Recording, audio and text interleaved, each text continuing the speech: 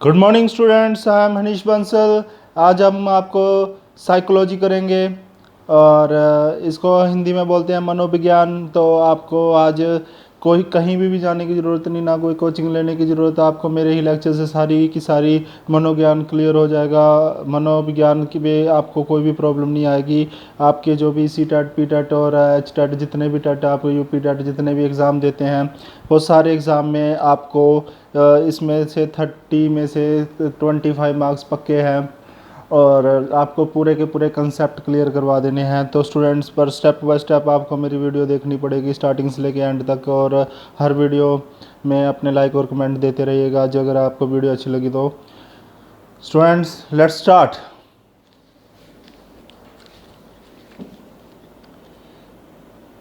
Psychology को क्या बोलते हैं हिंदी में? मनोविज्ञान। क्या बोलते हैं? मनोविज्ञान। पहले तो हम इसकी थोड़ी सी हिस्ट्री देख लेते हैं, ठीक है। 16th सेंचुरी में तो इसको क्या बोलते थे? इसको एक नाम दिया गया था, स्टडी ऑफ सोल, मतलब आत्मा का विज्ञान। आत्मा का विज्ञान का नाम दिया गया था। और फिर उसके बाद ये किसने नाम दिया था? अरस्तु ने। और क्या नाम लिखे देंगे? डिकेटे ने, प्लूटो ने ये नाम दिया था। फिर उसके बाद फिर बदलता रहा ट्रेंड आगे चल के। फिर इसको नाम चेंज करके कहते हैं, इसका नाम है स्टडी ऑफ माइंड, कि माइंड की स्टडी करता है। मतलब मन का विज्ञान। मन का विज्ञान ये किसने दिया था? ये ये किसको इसने कहा था? पोपोनालोजी ने। ये कि कहाँ का है? इटली का। फिर आगे फिर चेंज कर दिया। फिर इसको कहते हैं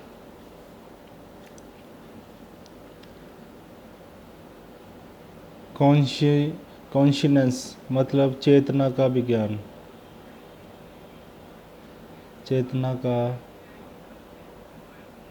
विज्ञान ये किसने दिया था? विलियम बट ने, या एक विलियम जेम्स ने। फिर उसके बाद फिर इसको भी चेंज कर दिया गया, क्योंकि साइकोलॉजी इतने बार नाम दिए गए इसको, फिर भी चेंज कर दिया गया। फिर उसमें भी कुछ गड़बड़ नज़र आई तो इसको फिर नाम चेंज करके इसका नाम दिया गया study of behaviour. Study of behaviour, व्यवहार का विज्ञान। तो आज भी हम इसका नाम वही है, स्टडी ऑफ बिहेवियर। तो साइकोलॉजी का मतलब क्या हो गया? Study of behaviour. तो आपको ये चीज़ पता होनी ज़रूरी थी इसमें। तो पर ये पर्सन किसने दिया था इसका नाम? ये दिया था वाटसन ने। ये किसने दिया था? फर्स्ट किसने दिया था? वाटसन ने। तो आपको क्लियर हो गया स्टूडेंट्स? अब आ जाओ आगे।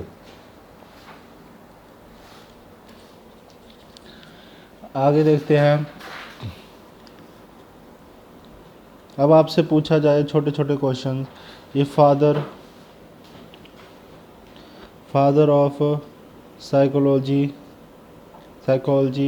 किसने लिखी है? फादर कौन है साइकोलॉजी के? अरस्तु, ठीक है। फादर ऑफ रियल साइकोलॉजी कौन है? William but. विलियम बट कौन थे? ये 1800 जर्मनी में पैदा हुए थे, लेबोरेटरी में इन्होंने दिया था। अब मतलब साइकोलॉजी, इसे रियल साइकोलॉजिस्ट कहा जाता है। तो और इनको एक और नाम भी दिया जाता है, प्रैक्टिकल साइकोलॉजी। ये इनको दोनों नाम से पुकारा जाता है। एक और भी थे, father of educational psychology, Thorndike.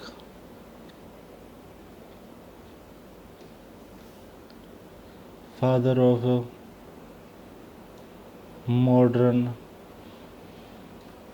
Modern psychology,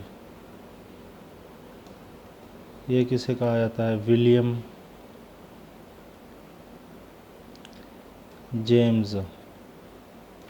James को।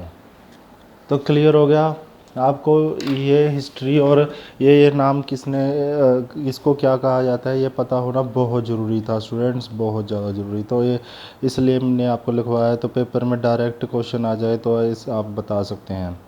अब हम इसमें आगे सारी थ्योरीज़ पढ़ेंगे, थ्योरी के बेसिस पे ही हमारा सिस्टम चलेगा। तो सबसे पहले हम थ्योरी पढ़ेंगे जीन पियाजे की। तो स्टूडेंट्स सबसे पहले हम थ्योरी पढ़ेंगे जीन पियाजे की। देखो, जीन पियाजे थ्योरी, जीन पियाजे थ्योरी। ये जीन पियाजे थ्योरी, इसने कौन सी थ्योरी दी थी, कोग्निटिव। इसने कौन सी थ्योरी दी थी, कोग्निटिव डेवलपमेंट। आपको इसमें बहुत ज़्यादा डीपली जाने की ज़रूरत नहीं है, आपने सिर्फ एग्ज़ाम के पॉइंट ऑफ व्यू से बात करनी है कि एग्ज़ाम में ऐसे ऐसे क्वेश्चन पूछे जाते हैं, तो वो उस बेसिस पे आपको बता रहा हूँ। चाहे आप कोई भी आपका टीईटी का एग्ज़ाम हो, उसमें आपको ये चीज़ क्लियर हो जाएगी स्टूडेंट्स, कोग्निटिव डेवलपमेंट। तो स्टूडेंट्स से कोग्निटिव इसमें और इनको कोग्निटिव डेवलपमेंट की थ्योरी दी थी इसने। तो इसकी पेपर में ज़्यादातर क्या आती हैं, स्टेजेस आती है। वैसे तो एक बात बताता हूँ, जीन पियाजे ने जो थ्योरी अपने बच्चे पे की थी, जीन पियाजे ने जो ये एक्सपेरिमेंट किया था, जो ये थ्योरी दी थी, वो एक्सपेरिमेंट उसने अपने बच्चे पे किया था। तो अब इसको हम डिटेल में पढ़ते हैं स्टूडेंट, इसकी स्टेजेस पढ़ते हैं जो पेपर में आती हैं बार बार, स्टेजेस।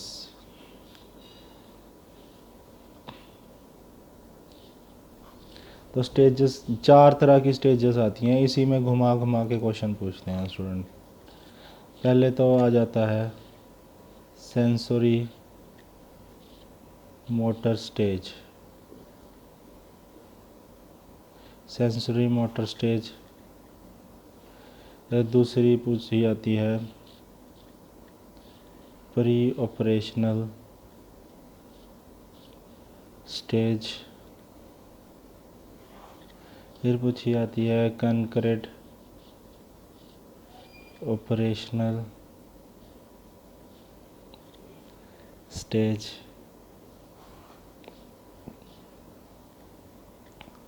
फिर पूछी जाती है फॉर्मल ऑपरेशन स्टेज,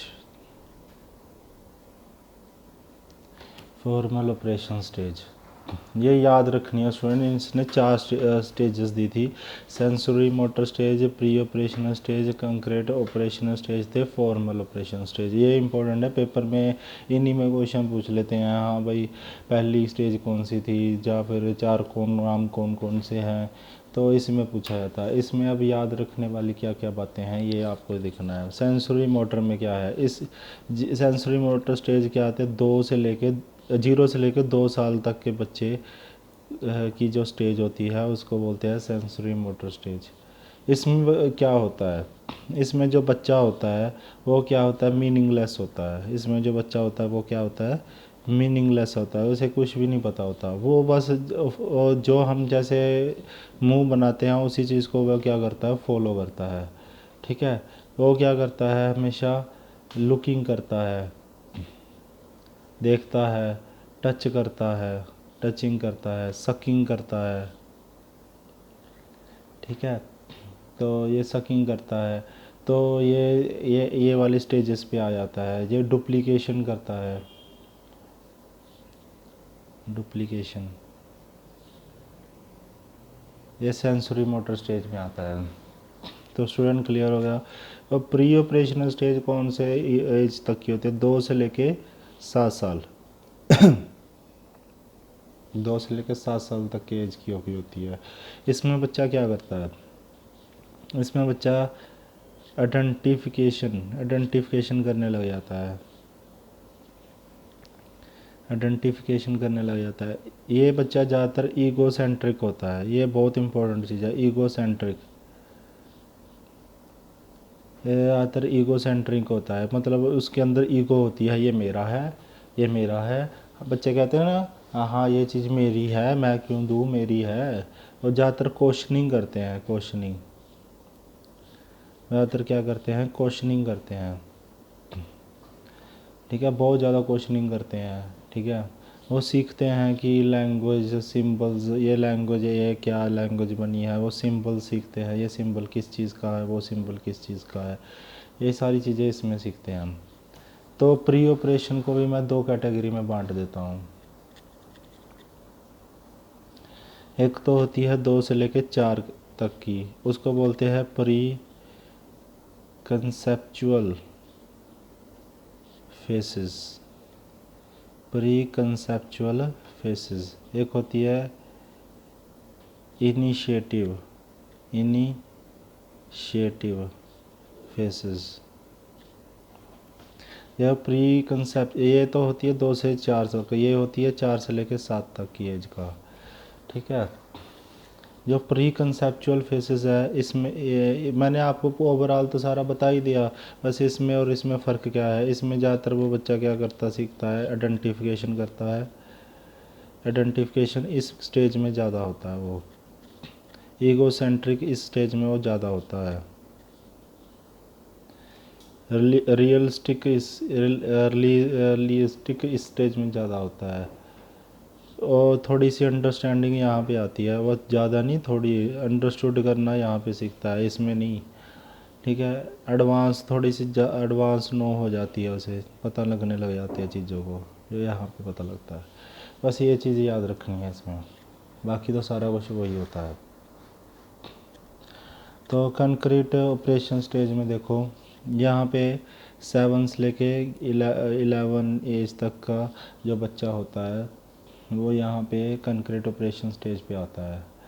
इसमें बच्चा क्या होता है, इसमें बच्चा ज़्यादातर मिच्योर अंडरस्टैंडिंग हो जाती है, इसमें मिच्योर अंडरस्टैंडिंग, मिच्योर अंडरस्टैंडिंग हो जाती है। ठीक है, और इसमें क्या चीज़ आती है, इसमें कोई भी सामने कोई चीज़ पड़ी है उसको समझने की शक्ति आ जाती है, अंडरस्टूड हो जाता है, ये चीज़ तो ये है, ये चीज़ वो है। ठीक है, तो इसको पता लगने लग जाता है कि कोई चीज़ कौन से सीरियल ऑर्डर से चलनी है, कैसे चलनी है, सीरियल ऑर्डरिंग का इसे ज्ञान होने लग जाता है। ठीक है, तो ये सारी चीज़ें आ जाती हैं। तो ये फॉर्मल स्टेजेस में क्या होता है स्टूडेंट, ये फॉर्मल स्टेजेस 12 से लेके 15 साल की जो एज होती है, इसमें फॉर्मल ऑपरेशनल स्टेज में होता है। ये फॉर्म, इसको क्या पता लगने लग जाता है, इसको लॉजिकल चीज़ें पता लग जाती है, इमोशंस, इसमें इमोशंस बहुत ज़्यादा होते हैं।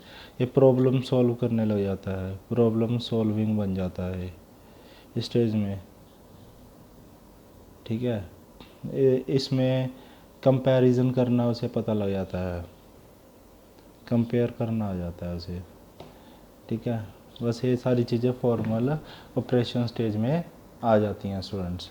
तो आई होप सबको क्लियर हो गया होगा। और एक जीन प्याजे में एक चीज़ और भी है स्टूडेंट्स, अडेप्शन। इस अडेप्टेशन इसमें क्वेश्चन पूछे जाते हैं, कई बार एग्ज़ाम और टफ होता है तो एग्ज़ाम इसमें से भी क्वेश्चन पूछ लेते हैं। अडेप्टेशन मतलब किसी चीज़ को अडेप्ट करना, मतलब इसके भी दो कैटेगरी होते हैं, जैसे असिमिलेशन, अकोमोडेशन। अब इसमें को ऑप्शन आती है, असिमिलेशन क्या होता है, अकोमोडेशन क्या होता है। अब इसका मीनिंग तब क्लियर होगा तभी तो आप आंसर दे पाओगे। इसका मतलब नोट कर लो, इन्वायरमेंट से जो नॉलेज मिलती है उसको वो ऐड कर देना, जाते उसको ग्रहण कर लेना, उसे क्या बोलते हैं, असिमिलेशन। इसको कहते हैं जो ज्ञान आपके पास पहले से ही है उसे चेंज कर देना, जो ज्ञान आपके पास पहले से है उसे चेंज कर देना। ठीक है, यहाँ पे जो नॉलेज मिलेगी उसे तो हमने क्या करना है, ऐड कर लेना है और ऐड कर देना है। इसको क्या करना है, जो नॉलेज आपके नॉलेज है उसे चेंज कर देना है। और अकोमोडेशन में चेंज करना होता है, सिमुलेशन में ऐड करना होता है, अडेप्शन किसी चीज़ को अपनाना। तो ये क्लियर हो गया होगा आपका, जीन प्याजे इससे बाहर नहीं आता, जीन प्याजे आपका क्लियर हो गया होगा, ये जीन प्याजे का कंसेप्ट था। तो स्टूडेंट्स अब करेंगे हम नेक्स्ट थ्योरी जिसका नाम है कोलबर्ग।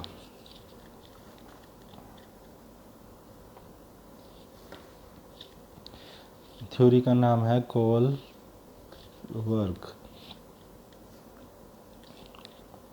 ऑफ, इसने कौन सी थ्योरी दी, ऑफ मोरल डेवलपमेंट की इसने थ्योरी दी थी।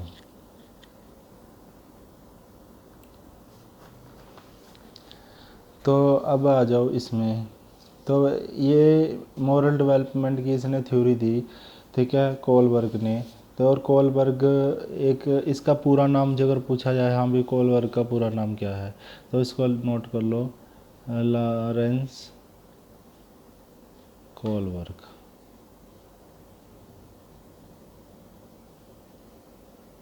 ठीक है, तो ये थ्योरी क्यों बनाएगी, ये देखो, Lawrence Kohlberg who modified and expanded upon Jean प्याजे। क्या किया इसने, मॉडिफाई, कोलबर्ग ने जीन प्याजे की थ्योरी को थोड़ा सा मॉडिफाई करके, एक्सपेंड करके ये थ्योरी बना दी जिसका नाम है मॉरल डेवलपमेंट। तो वो कहता है कि मॉरल डेवलपमेंट से भी अलग अलग स्टेजेस से बच्चा सीखता है।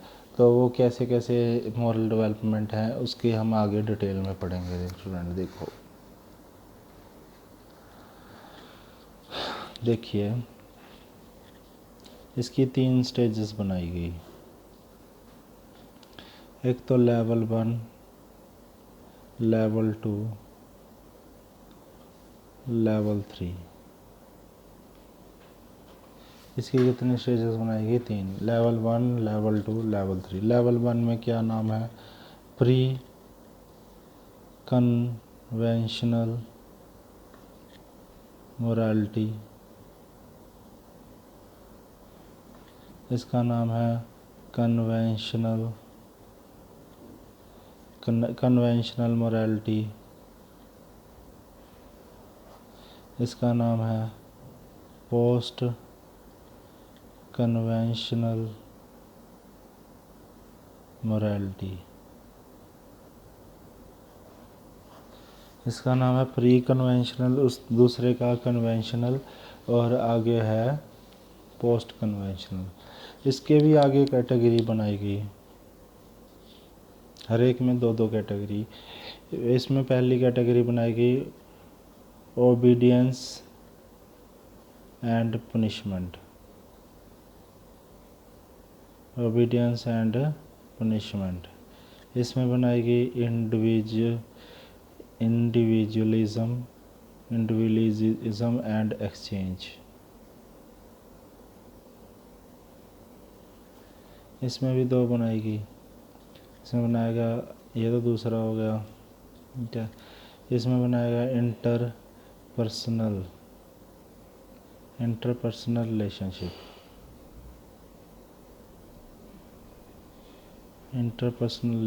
इसमें बनाएगा मेंटेनिंग सोशल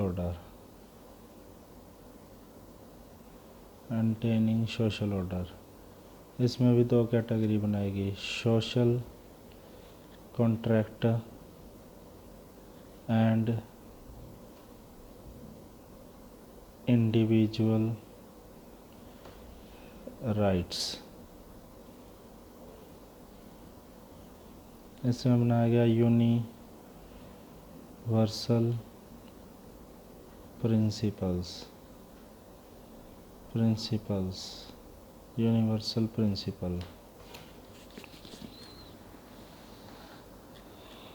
वैसे तो ये 6 कैटेगरी हैं और हर एक अलग अलग स्टेज में हर एक की 2-2 है। तो क्लियर हो गया स्टूडेंट्स। तो ये आपको ये याद रखना है, इसने लेवल कितने दिए थे 3, और कौन से प्री कन्वेंशनल मोरालिटी और कन्वेंशनल मोरालिटी या पोस्ट कन्वेंशनल मोरालिटी, और उसमें से उसने स्टेजेस कितनी दी थी। अगर स्टेजेस पूछा जाए तो उसने स्टेजेस 6 दी थी और लेवल कितने दिए थे 3। ये याद रखना, ठीक है। आगे देखते हैं। अब इन सब को ना हम डिटेल में पढ़ेंगे। ओबीडियंस एंड पनिशमेंट में क्या है। जो बच्चा होता है, पहले इसका सच हम एज बता दें। ये जो यहाँ पे जो एज होती है, ये 4 से लेके 9 साल तक के बच्चे की होती है, और यहाँ पे जो एज होती है वो 9 से लेके 12 साल तक के बच्चे की होती है, और यहाँ पे जो एज होती है 12 से लेके 18 साल तक के बच्चे की होती है, ठीक है। तो आगे आ जाओ। अब आ जाओ ओबीडियंस एंड पनिशमेंट में क्या है। ओबीडियंस एंड पनिशमेंट में देखो, यहाँ पे जो बच्चा होता है ना, मतलब कोई भी काम करता है, मतलब हम कहते हैं ना, ये आपको मैं एग्जांपल देके बताता हूँ। जैसे हम कहते हैं कि ये काम करो, उसे हम डरा धमका के वो काम करा लेते हैं। मतलब अगर नहीं करेगा तो मैं तुम्हें थप्पड़ मारूंगा, तो हम उसे क्या करते हैं, डरा धमका के उसे क्या करते हैं, काम करा लेते हैं। मतलब डरा धमका के, डरा कर, ठीक है, पुनिश करके, कोई भी पुनिश करके, हम पनिशमेंट दे के, उसे डर होता है पनिशमेंट का, ठीक है, ओबीडियंस एंड पनिशमेंट का। ये इससे हम ये चीज़ें ऐसे नहीं होगा तो ऐसे कर देंगे। इंडिविजुअलिज्म और एक्सचेंज में क्या होता है, इसमें क्या होते हैं, उसके खुद के ओन इंटरेस्ट होते हैं। इसके क्या होते हैं, खुद के अपने ओन इंटरेस्ट होते हैं, ठीक है। ये हमेशा खुद के बारे में सोचता है, मतलब अपने बारे में सोचता है, अपने बारे में, ठीक है। ये हमेशा कोई भी चीज़, मान लो हम कहते हैं ना, जो बच्चे होते हैं छोटे छोटे, वो कहते हैं हाँ जो अगर तुम्हें ये चीज़ चाहिए तो कम से तुम्हें वो चीज़ देनी पड़ेगी, अगर तुम्हें पेन चाहिए तो मुझे 2 पेंसिलें देनी पड़ेगी। तो एक्सचेंज ऑफर रखते हैं ये आपस में, एक्सचेंज ऑफर करने वाले बच्चे होते हैं। मतलब ये सिर्फ खुद के बारे में सोचते हैं। इसमें आपस में जो कोई चीज़ लेनी है तो उसके वो भी फ़ायदा ढूंढते हैं कि ऐसे नहीं, ये करोगे तो मैं ये कर दूंगा, ठीक है। अब देखो इंटरपर्सनल रिलेशनशिप में क्या है। इंटरपर्सनल रिलेशनशिप में ये होता है, ये B A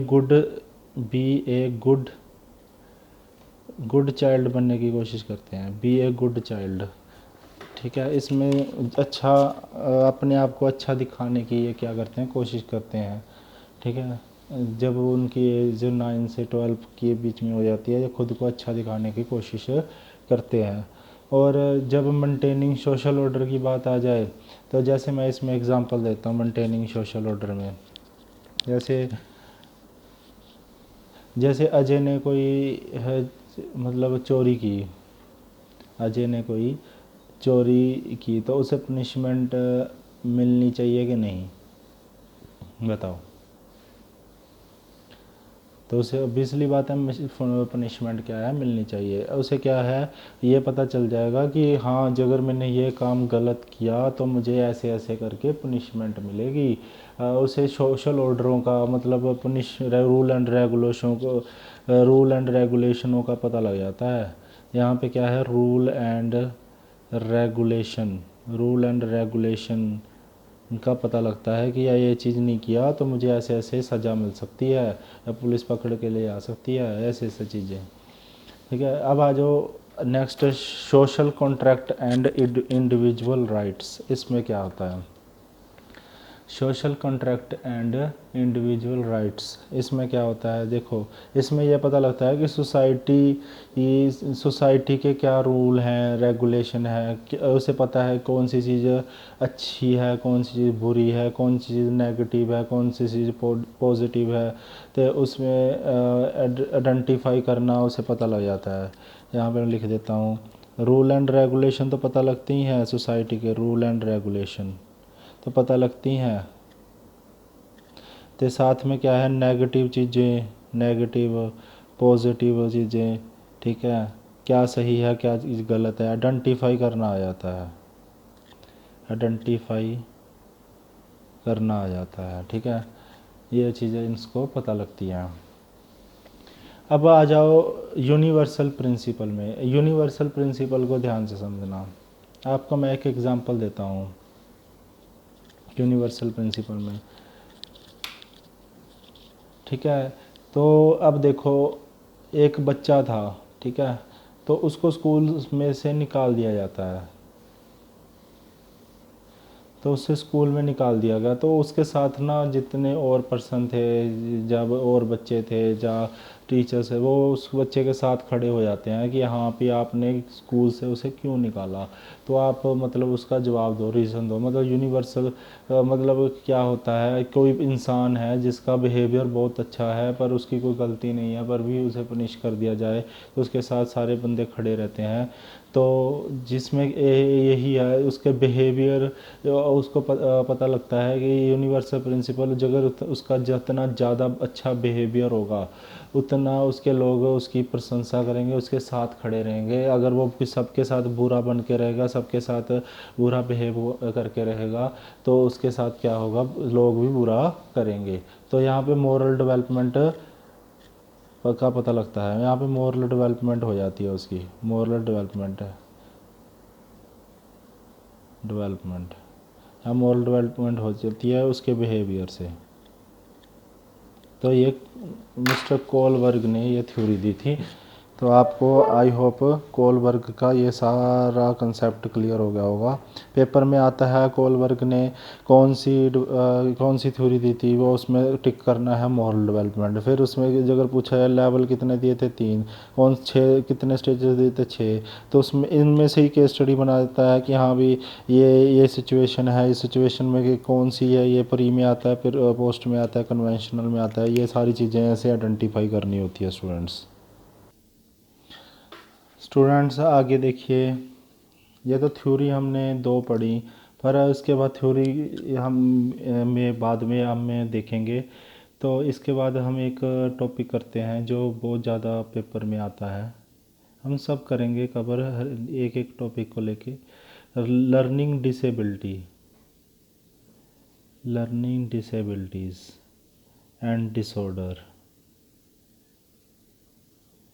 learning disability and disorders.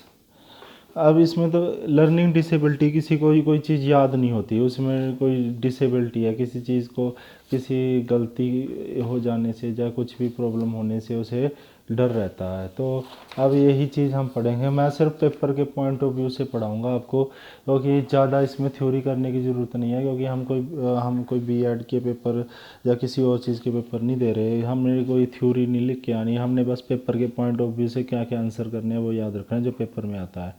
यहाँ पे क्या देखो, जिसको प्रॉब्लम हो रीडिंग से उसे क्या बोलते हैं, उसे कौन सी डिसेबिलिटी है, डिसलेक्सिया। रीडिंग प्रॉब्लम, ये नोट कर लो आप। जिसको हो डिस्कैलकुलिया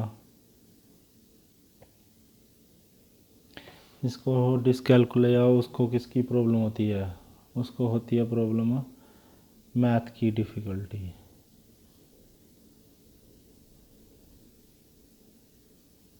जिसको लिखने की प्रॉब्लम हो, राइटिंग डिफ़िकल्टी हो, उसे क्या बोलेंगे? डिस्ग्राफिया। क्या बोलेंगे? डिस्ग्राफिया। जिसके अंदर मोटर स्किल्स की प्रॉब्लम हो, की डिफ़िकल्टी हो, उसे क्या बोलेंगे? डिस्प्रेसिया। और जिसके अंदर फिजिकल बॉडी प्रॉब्लम हो, उसे क्या बोलेंगे? डिस्थीमिया। और जिसके अंदर लैंग्वेज की डिफ़िकल्टी हो, डिफ़िकल्टी विद लैंग्वेज की डिफ़िकल्टी हो, तो उसे बोलते हैं अपेशिया।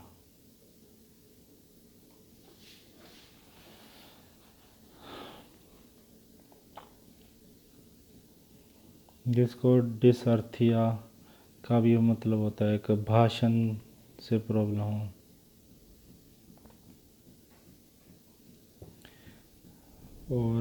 और भी बहुत सारे होते हैं, जितने मर्जी कर लो। जिसका ध्यान केंद्रित नहीं होता, जिसका ध्यान नहीं केंद्रित होता, किसी जगह पे ध्यान केंद्रित नहीं होता, ध्यान नहीं केंद्रित हो पाना, तो उसे क्या बोलेंगे? डिसभोलिया। कोई चीज़ समझी हुई है, समझा हुआ ना समझना, फिर समझ नहीं आना। समझी हुई चीज़ फिर कहता है नहीं समझ आना, तो उसे बोलते हैं हाइपर लेक्सिया। ये देख लो, ये हालात है, ये स्टूडेंट के कोई चीज़ समझ लेते हैं फिर कहते हैं नहीं समझ आता, तो वो होती है। फिर आ जाता है एलेक्सिया क्या चीज़ होती है? शब्दों का ना समझना, शब्दों का ना समझना, शब्दों का ना समझना, उसके बोलते हैं एलेक्सिया। ठीक है, तो ये आपको डिसेबिलिटी है, मैंने डिसेबिलिटी करा दी।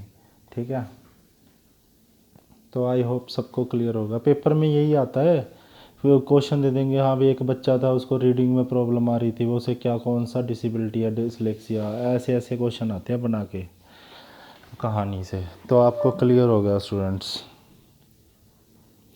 तो ये हमारी फर्स्ट क्लास थी जिसमें हमने साइकोलॉजी की पूरी हिस्ट्री पढ़ी, उसका कौन कौन से राइटर ने क्या क्या दिया है। फिर उसके बाद हमने कोलबर्ग पढ़ा, फिर हमने जेन पियाजे पढ़ा, फिर हमने डिसेबिलिटीज़ पढ़ी। तो ऐसे ही स्टेप बाय स्टेप हम आगे पढ़ते रहेंगे। तो तब तक के लिए अपना ख्याल रखें, सुरक्षित रहें और मेरी क्लासेस लगाते रहें।